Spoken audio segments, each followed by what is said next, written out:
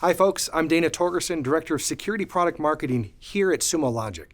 Welcome to our security session, which is a fireside chat on the state of software insecurity. Now, if you can tell, I'm pretty excited because today we're chatting with Tia Hopkins, who is the field CTO and Chief Cyber Risk Strategist with eSentire. As you've likely noticed, software supply chain attacks have drastically increased in the past year, and many organizations are challenged with protecting their critical assets against these attacks. So we've asked Tia to join us here for Illuminate and share her insights on how and why organizations may be struggling to defend themselves against these supply chain attacks and how they can help mitigate the risk. So welcome, Tia. Thank you. Now, Tia, you and I had the opportunity to meet and present while at RSA conference this past spring. So if you wouldn't mind, could you let our audience know a little bit more about you and your security career in cybersecurity? Absolutely. So I am currently the field CTO and Chief Cyber Risk Strategist at eSentire. I've been in IT and IT security for over 20 years. I'm really passionate about cybersecurity, solving problems with technology, programmatic advice, just guiding customers and our clients rather into really supporting the protection of their assets and their environments and defending themselves against attackers. Very cool. Now, earlier this year, eSentire and Sumo Logic published a report on this very topic called Strengthening the Detection of Software Supply Chain Attacks. And you can actually get that out at our respective websites. So, Tia, what are some of the key takeaways that you found from this report? Yeah, there's a lot of nuggets in this report. I could go on and on about them for hours, but I think the overarching message is that software supply chain attacks aren't going away. In fact, based on our research, we've seen a 4x increase in these types of attacks in the past year. And it's challenging for organizations because third-party software essentially provides a way for an attacker to gain access into an environment without really doing the work, right? Because the Yeah. software is already the environment. So if they can exploit the software, then they're in. But also, organizations can't really avoid that risk because it's a necessary evil. So they can't avoid it all together because they can't just rip out the software that they need, right? That's a critical part of their ability to produce or their productivity. And some of the challenges that come with that are technical complexity. And this is as it relates to mitigating the risk, right? Since you can't avoid it. But there's technical complexities like how integrated are the third parties into the environment, access requirements, like how much of the software requires privileged access, which would really allow an attacker to pivot into an environment and have access to things that you really wouldn't want an attacker to have access to.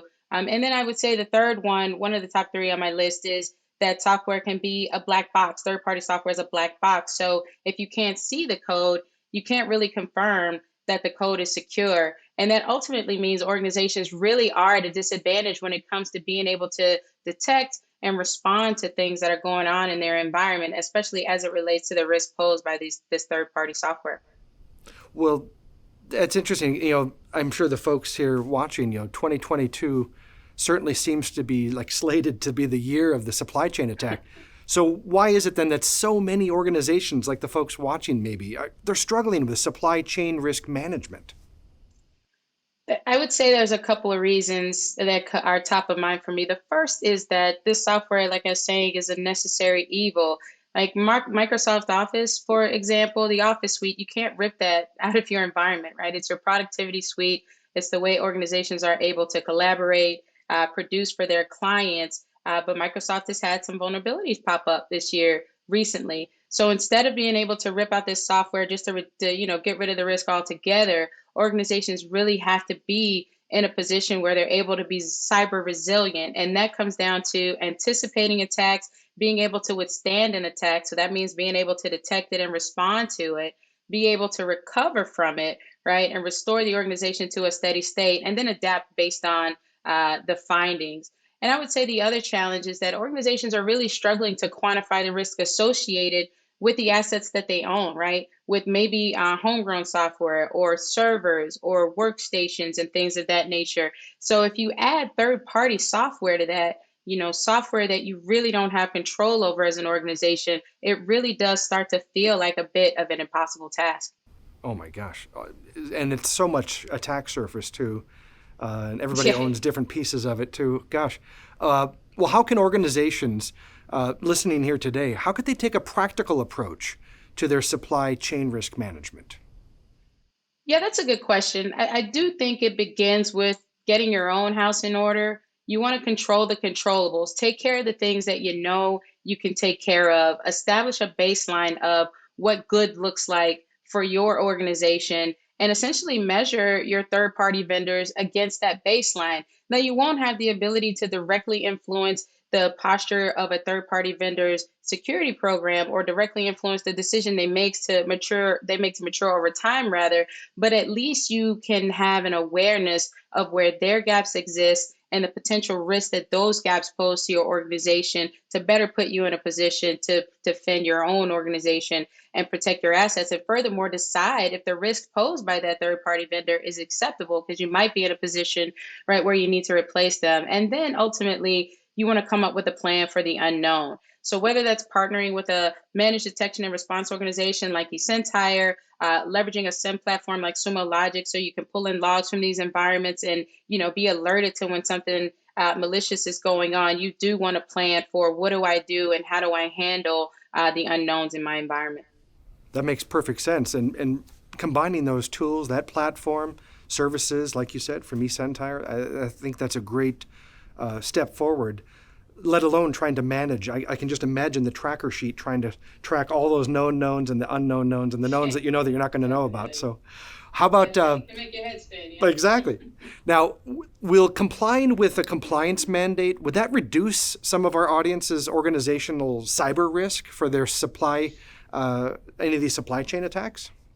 Yeah, that's one of my favorite questions. I mean, because I won't say that, checking boxes for compliance won't yield some sort of security, but the reality is compliance doesn't equal security. I mean, nor does security equal compliance. But if the goal is to reduce risk in the environment, it has to be approached from the perspective of reducing cyber risk. Compliance is really checking boxes to say I have these things in place to meet some sort of regulatory mandate, but it doesn't necessarily mean that you're reducing the most critical risk in the environment. So taking the approach of prioritizing the most critical vulnerabilities that exist in the organization and addressing those in the order of reducing that risk and reducing and attacking those vulnerabilities is the approach, and compliance alone definitely doesn't achieve that.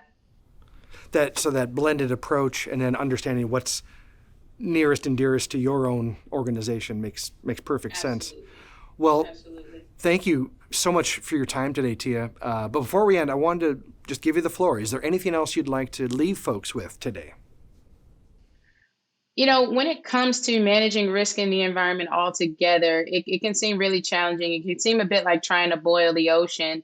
But the goal is to start somewhere, figure out what good looks like for your organization, because it's going to be different organization to organization. Everyone has different priorities, different levels of what acceptable risk looks like, different time and resources to be able to dedicate to this type of initiative. So figure out what good looks like for your organization, put together a plan that works for you, and start somewhere and measure success and just continue to improve over time, because boiling the ocean is complex. It's not very effective. It's definitely not sustainable. So just add a little bit and mature over time, and just give the program some time to grow and mature. You don't have to tackle everything all at once. As daunting as it may sound, as risky as it may sound to not do all things, you want to make sure you're doing things well when you are doing them. And then when you get great at something, then you can move on to something else. Well, gosh, Tia, start with what good looks like, folks. You heard it from Tia Hopkins here, CTO and Chief Cyber Risk Strategist for eSentire. Thank you, folks, for watching. I hope you have a great rest of your Illuminate. And thank you, Tia. Thank you.